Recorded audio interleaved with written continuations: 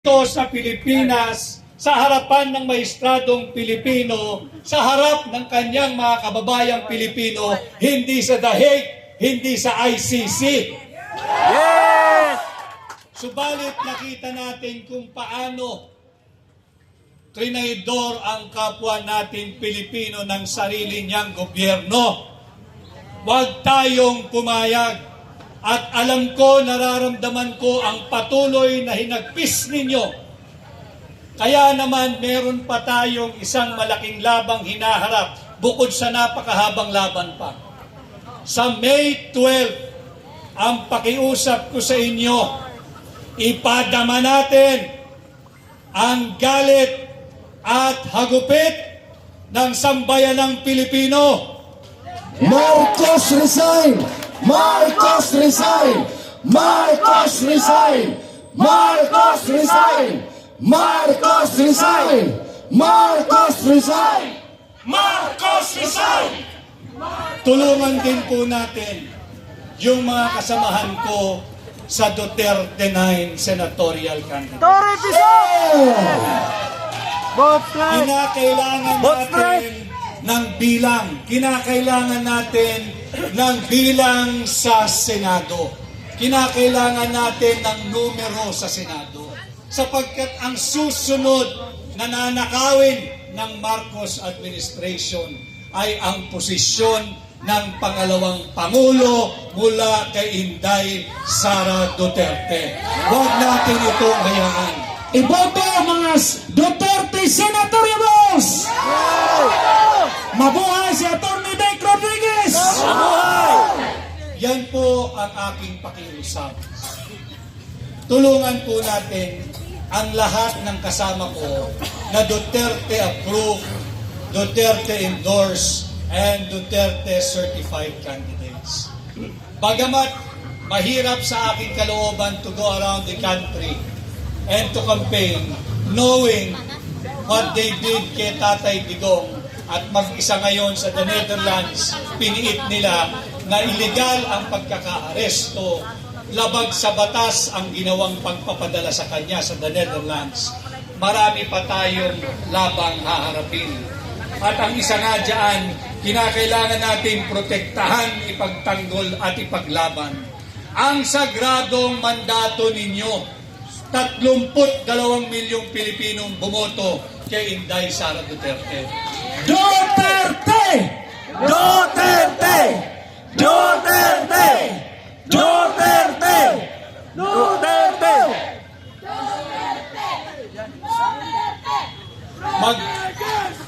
Patuloy po tayong magkaisa.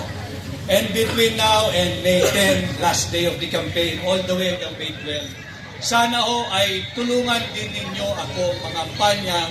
Hindi ko man malilibot ang buong Pilipinas, hindi ko naman malilibot ang buong probinsya ng Cebu. Subalit sa tulong po ninyo, inyong lahat, ipangampanya po ninyo ako. Sa lahat, Rodriguez! Rodriguez! Rodriguez! Rodriguez! Rodriguez! Rodriguez! ipangampanya po niyo ako sa lahat ng inyong kamag-anak, kaibigan, kapitbahay, Yes! mga Cebuano, Yes! kapwa Bisaya. Yes. Ipakilala po ninyo ang number 56, Atty. Vic Rodriguez. Number 56! Rodriguez! Rodriguez! Rodriguez! Madali Rodriguez! pong tandaan, number 56, 56, 56, 56. 56. So, hindi yung utang ito. Hindi po ito utang. Hindi po ito pautang. Hindi po ito pabigat. Yung 56 po ng inyong lingkod, yung 56 ni Atty. Vic Rodriguez, katuhin po ninyong puhunan upang ating sama-samang labanan ang nagbubudol sa ating mga Pilipino. Marcos resign! Marcos resign! Marcos resign! Marcos resign! And with the permission of incoming Congressman Mix, basahin ko lang po ang ating Duterte 9 lineup. Nandyan po, ibalik natin sa Senado. Senador Bato de la Rosa. Go Bato! Go Bato! Ibalik natin sa Senado, Senador Bongo. Bisyo ang magserbisyo. Bongo! Dalhin natin ang katulad kong bago sa Senado, ang aking kaibigan, Senador Dante Marcoleta. Rodante Marcoleta. Huwag natin kalilimutan, bagamat hindi siya personal na makakasama, atin din pong kaibigan at kasama, dalhin din natin sa Senado ang aking kaibigan, si Senador Pastor Apollo Quiboloy. Quiboloy! Quiboloy! At nandito rin ho, dali natin sa Senado ang kapwa ko mga abogado, Senador Attorney Raul Lambino. Raul Lambino. Si Raul ho ay Ilocano.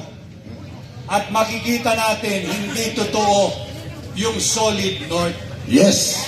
Sapagkat ang ating mga minamahal at ginagalang na kababayang Ilocano, sila ay solido lamang pag tama yung kanilang kasama. Yes. Yes! Pero pag mapang-abuso na, pabigat na sa bayan, walang solid North. At ang patunay natin, ang ating kasama, Ilocano, Senador, Attorney Raul Lambino. Lambino! Lambino!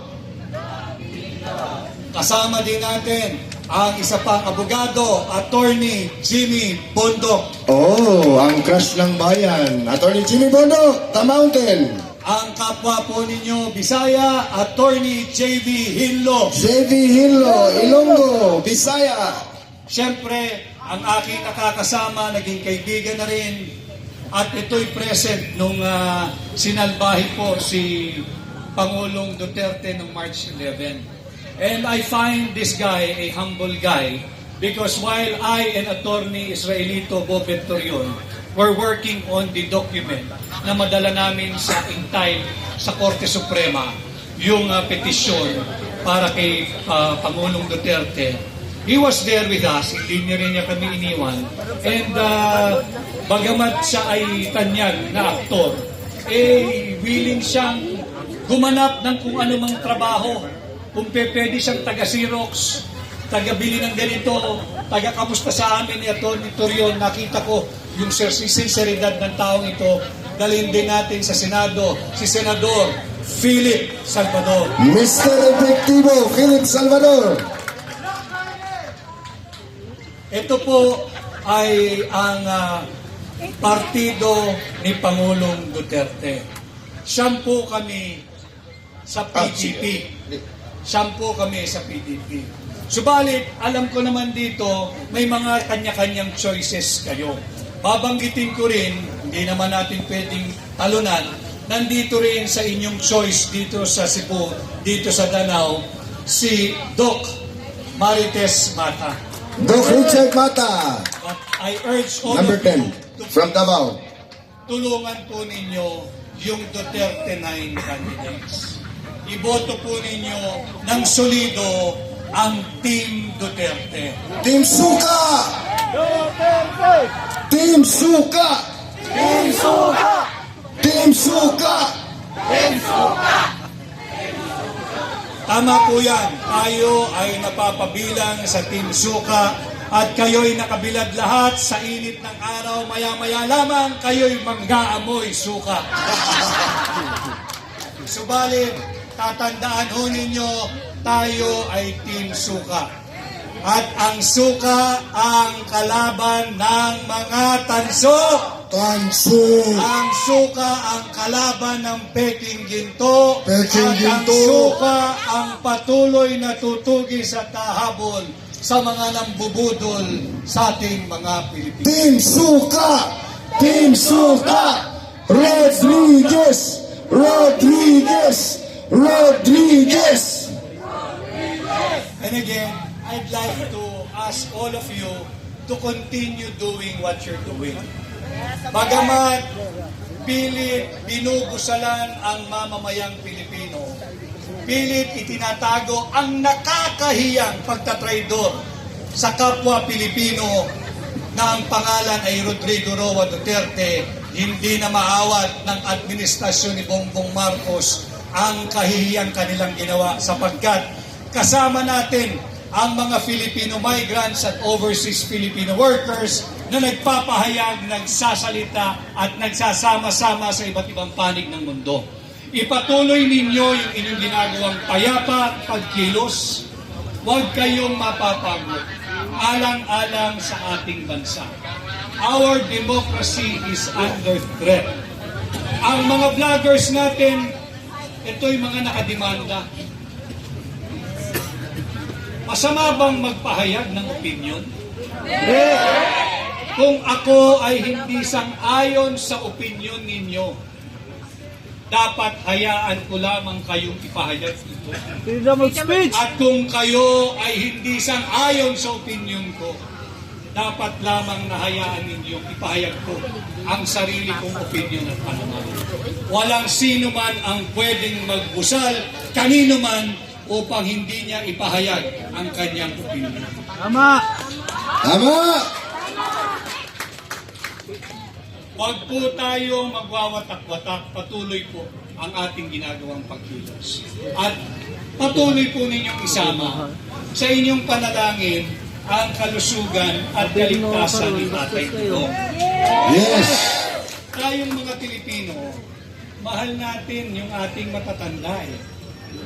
Sunod. Yung may mga lolo't lola pa, yung may mga magulang pa, inaalagaan natin yan hanggang pagtanda.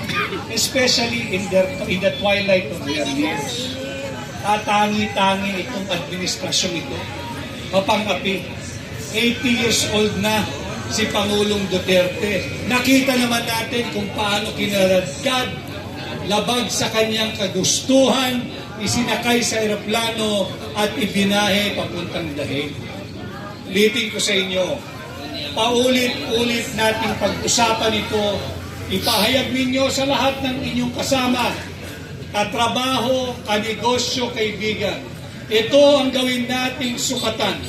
Ito ang gawin nating basihan sa pagpili ng ating mga bagong leader ngayong May 12, 2025. Ang ating bansa ay nakaharap sa maling direksyon.